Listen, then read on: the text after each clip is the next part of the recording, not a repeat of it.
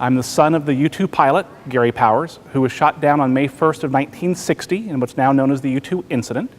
The U-2 was shot down. My father was caught and captured. He was tried, convicted of espionage, and sentenced to 10 years in prison.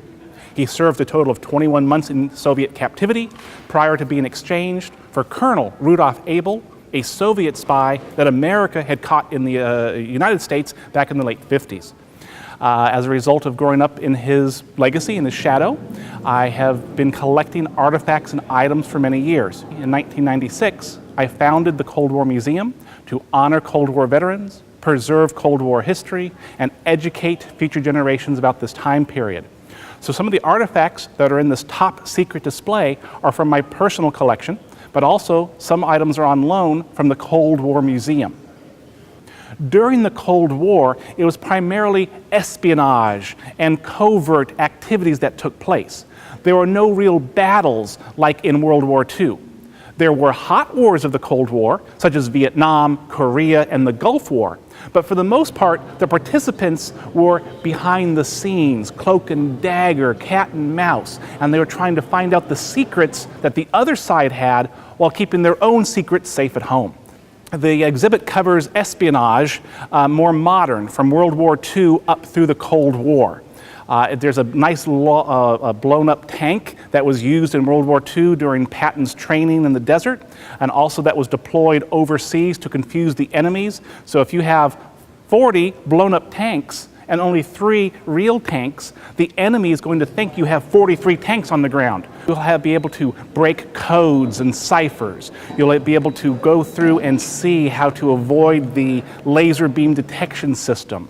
You'll be able to crack a safe.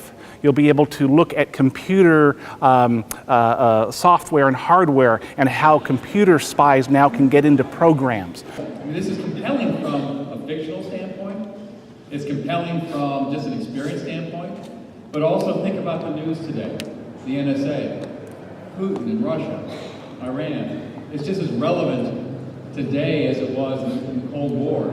And so it's got a fun element to it, but also has a window into the world that is filling our news at the same time. You know, our team added 35 historical artifacts to the exhibition.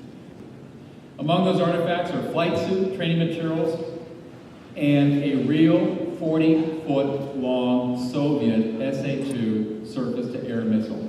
It has unbelievable significance. It is the same SA-2 Russian missile that shot Gary's father down in the U-2 incident in the 1960s. It's the same missile that was firing at my friends and my colleagues in the Vietnam War, protecting armaments.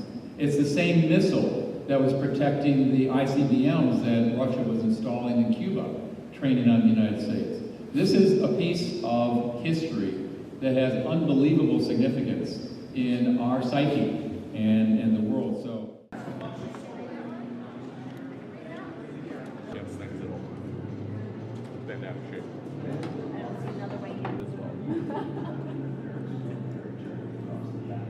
Yeah, give a look.